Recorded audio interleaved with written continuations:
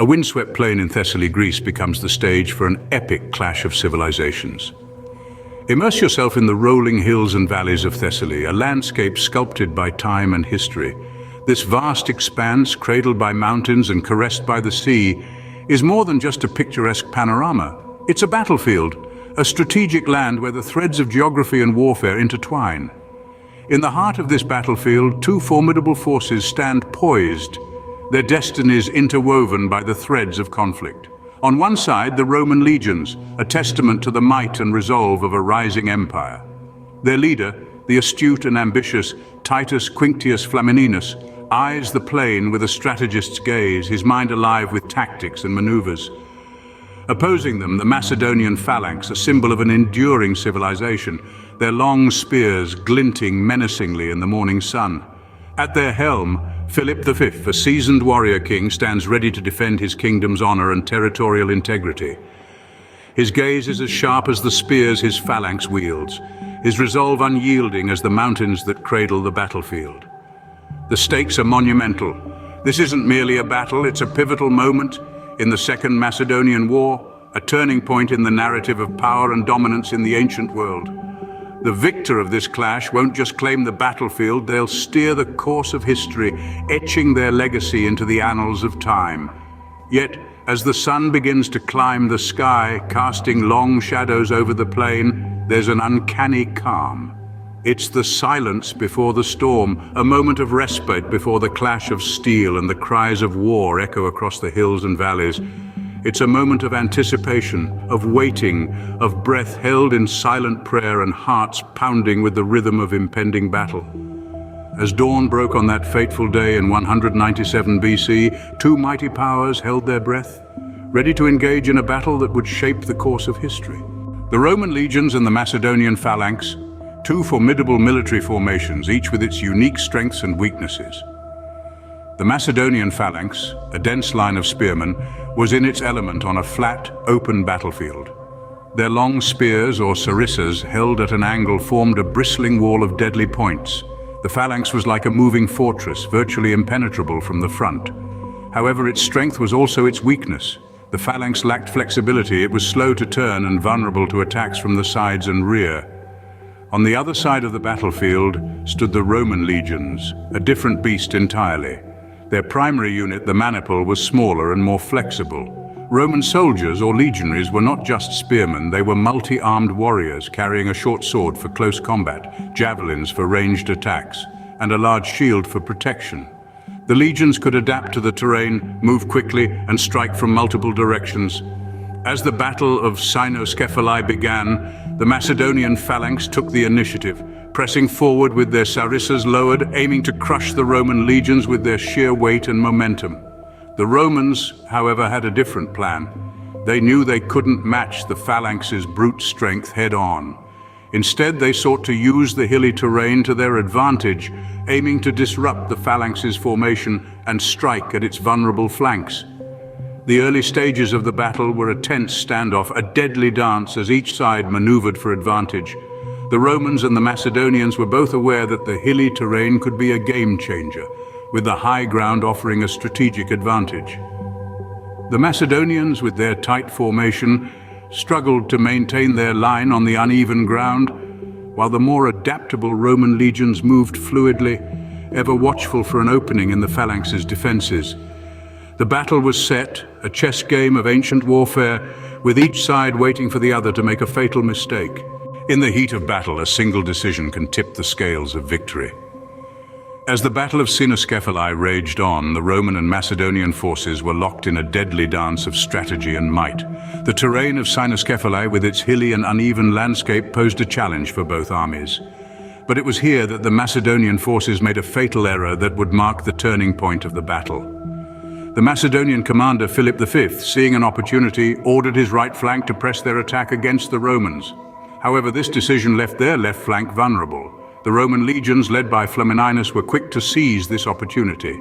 They adapted their strategy on the fly, demonstrating the flexibility of the Roman military formation, an asset that would prove decisive.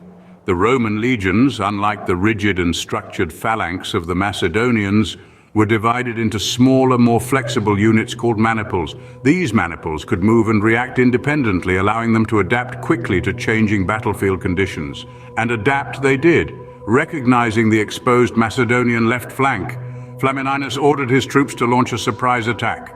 The Macedonian phalanx, caught off guard and unable to pivot quickly, was thrown into chaos.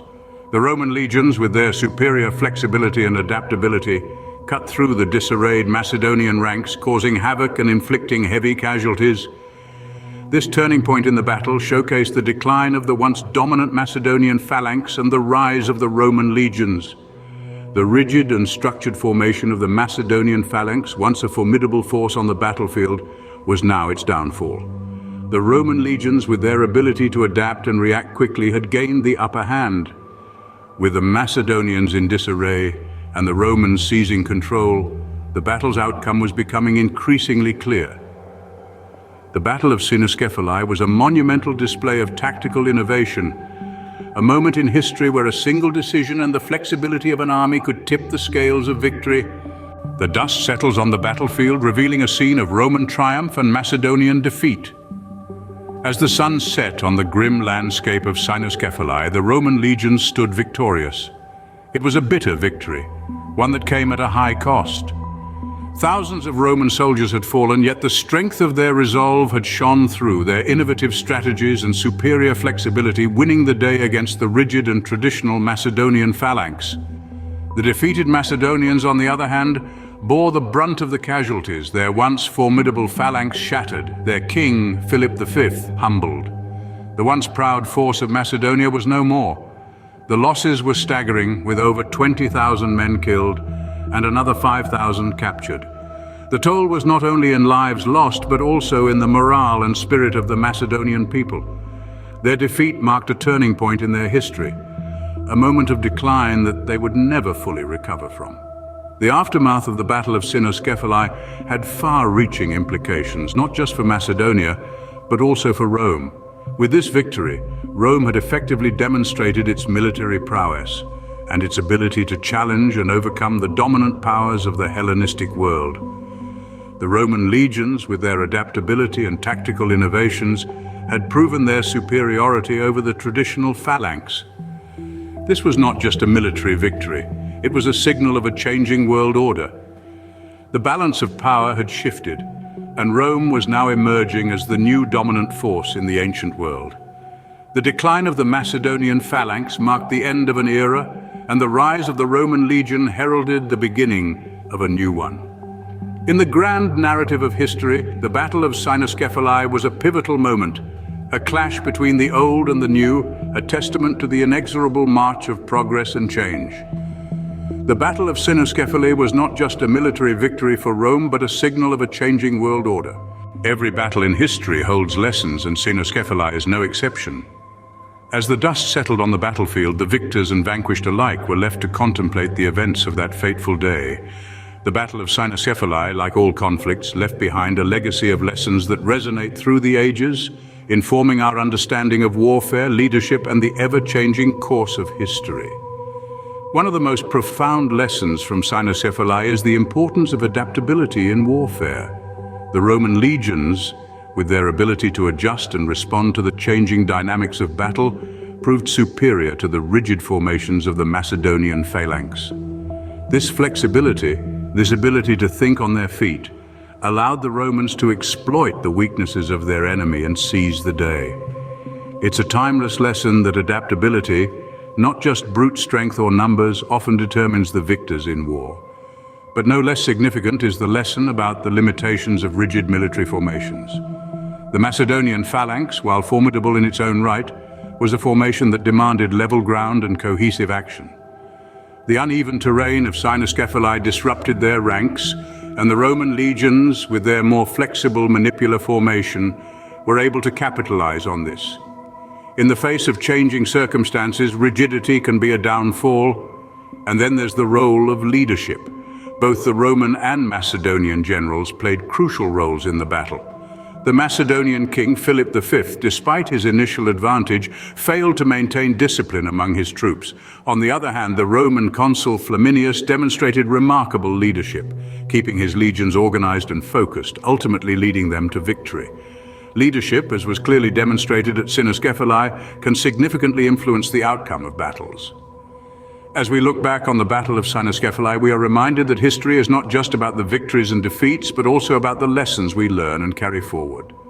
And so, the echoes of Cynoscephalae continue to resonate, reminding us of the enduring lessons of history. Thank you for watching our video on the Battle of Cynoscephalae. We hope you found it informative and thought-provoking. If you've enjoyed this journey through history, please give this video a thumbs up, share it with your friends, and subscribe to our channel for more historical content. We strive to bring the past to life through engaging and accurate narratives, and your support helps us continue this mission. We would love to hear your thoughts on the Battle of Cynoscephalae. What did you find most interesting? Do you have any questions about the battle? Please leave your comments below, and we'll do our best to respond and engage in a historical discussion with you. If you're interested in learning more about ancient warfare, we have a whole range of videos and playlists on our channel.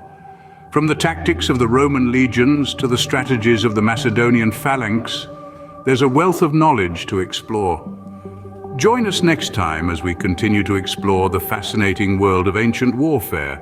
We'll delve deeper into the strategies, the personalities, and the pivotal moments that have shaped history.